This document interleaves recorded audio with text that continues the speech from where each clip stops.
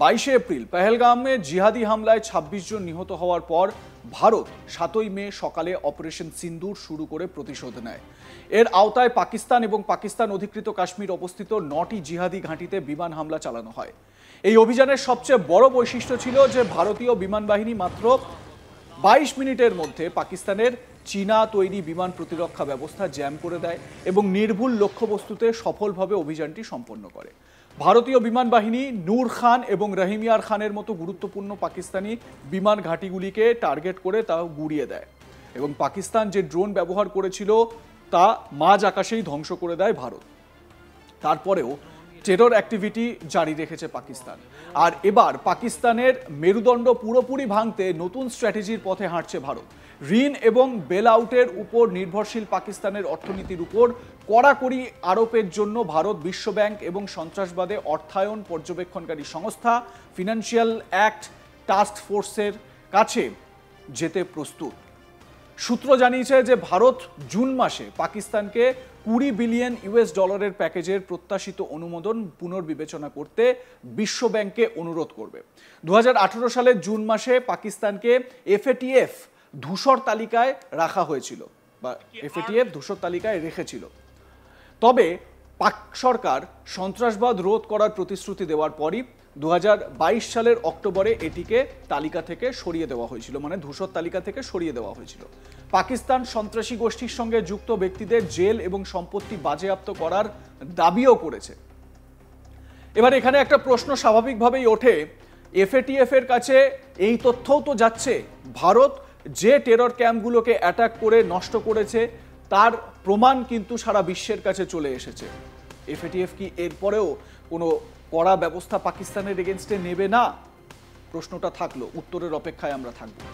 সূত্র মারফত জানা গিয়েছে 7ই মে আন্তর্জাতিক মুদ্রা তহবিল বা IMF ইন্টারন্যাশনাল মনিটারি ফান্ড পাকিস্তানকে প্রায় 21,000 কোটি টাকা ঋণ দেবে বলে ঘোষণা করেছিল।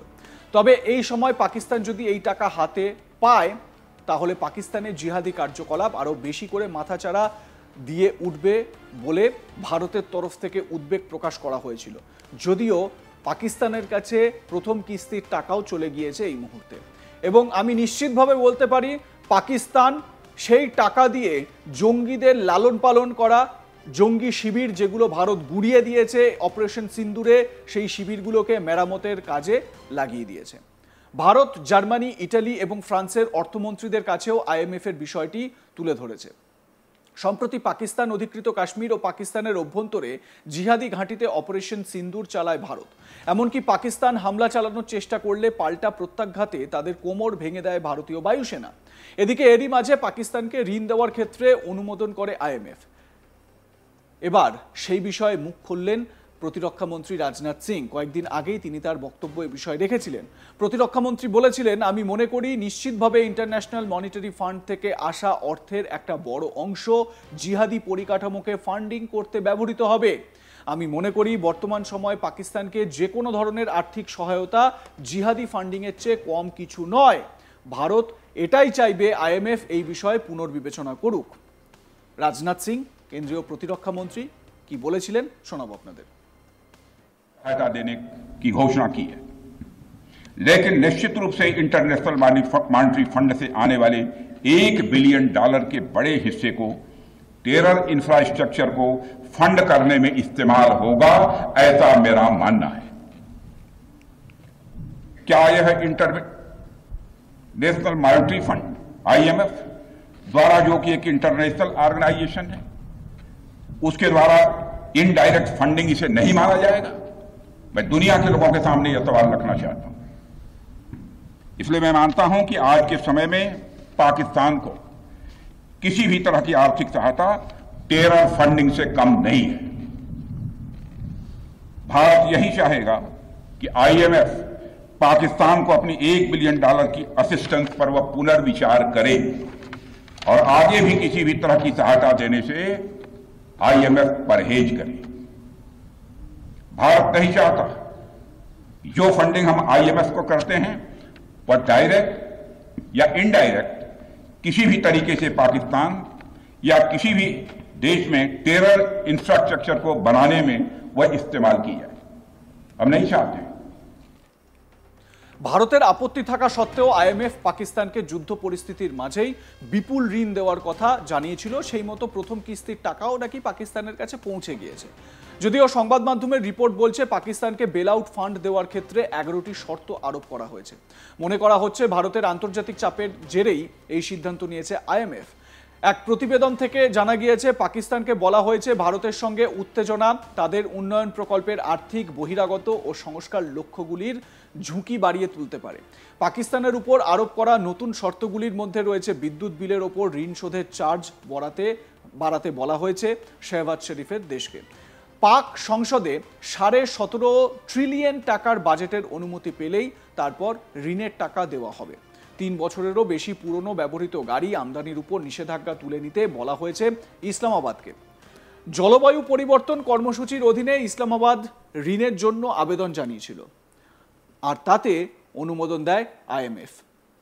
ভারতের বিদেশ সচিব বিক্রম মিশ্রি অভিযোগ করেন যে পাকিস্তান সামরিক গোয়েন্দা অভিযান এবং সন্ত্রাসবাদী গোষ্ঠীগুলিকে সাহায্য করার জন্য আইএমএফ ঋণ সহ আন্তর্জাতিক আর্থিক সাহায্যের অপব্যবহার করছে। তিনি বিশেষভাবে লস্করে তোয়েবা এবং জৈশ-ই মোহাম্মদের মতো পাকিস্তানি জিহাদি গোষ্ঠীগুলির দিকে ইঙ্গিত করেছিলেন।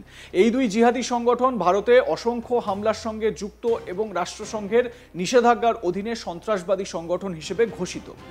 যেখানে আইএমএফ এর থেকে কোটি কোটি টাকা ঋণ নিয়ে বসে আছে পাকিস্তান, সেখানে পাকিস্তান এখনো ধার করে চলেছে। আরও 21,000 কোটি টাকার ঋণ নিয়েছে। এদিকে বিশ্ব ব্যাংক গ্রুপের প্রেসিডেন্ট প্রধানমন্ত্রী নরেন্দ্র মোদীর সঙ্গে দেখা করেন। পাকিস্তানের সঙ্গে উত্তেজনার মধ্যেই সিন্ধু জলবন্টন চুক্তি স্থগিত করায় ভারতের সিদ্ধান্তে বিশ্ব ব্যাংক হস্তক্ষেপ করবে না বলে তিনি প্রধানমন্ত্রীকে আশ্বস্ত করে বলেছেন বলে জানা গিয়েছে। বিশ্ব ব্যাংকের প্রধান ভারতের অর্থমন্ত্রী নির্মলা সীতারামনের সঙ্গেও দেখা করেছিলেন এবং তাদের মধ্যে কি কথা হয়েছে সেটা কিন্তু পুরোপুরি স্পষ্ট না হলেও এটা কিন্তু স্পষ্ট যে ভারত নিজেদের অবস্থান সেখানে স্পষ্ট করেছে। প্রধানমন্ত্রী নরেন্দ্র মোদী বিকানেরে, রাজস্থানের বিকানেরে তার জনসভায় তিনি বক্তব্য বলতে গিয়ে বলেন যে পাকিস্তানকে মূল্য চোকাতে হবে। যদি পাকিস্তান ভাবে যে তাদের মাটিকে ব্যবহার করে, মানে পাকিস্তানের মাটি ব্যবহৃত হয়ে ভারতের অভ্যন্তরে যদি কোথাও জিহাদিবাদ হয় বা জঙ্গিবাদ হয় বা সন্ত্রাসী কার্যকলাপ হয়, তাহলে পাকিস্তানকে মূল্য চোকাতে হবে। আরও স্পেসিফিকভাবে প্রধানমন্ত্রী বলেন যে মূল্য চোকাতে হবে পাকিস্তানের সেনাবাহিনীকে, মূল্য চোকাতে হবে পাকিস্তানের অর্থ ব্যবস্থাকে। একবার ভেবে দেখুন পাকিস্তানের এই মুহূর্তে অর্থ ব্যবস্থাটা কি। অনেকে কটাক্ষ করে বলেন যে ভারতে বিভিন্ন সময় যে দুর্নীতির অভিযোগগুলো সামনে আসে না, কারি কারি টাকা উদ্ধার হয় বিভিন্ন জায়গা থেকে, পাকিস্তানের জিডিপিও তার থেকে নাকি কম। তো এ বিষয়ে সার্বিকভাবে কিন্তু পাকিস্তানের অবস্থা সম্পর্কে একটা সম্যক ধারণা করা যায়। আপনাদের কি মতামত জানাতে ভুলবেন না। দেখতে থাকুন আজ তাক বাংলা, সাবস্ক্রাইব করুন আমাদের ইউটিউব চ্যানেলটি, বেল আইকন প্রেস করুন নোটিফিকেশন পেতে।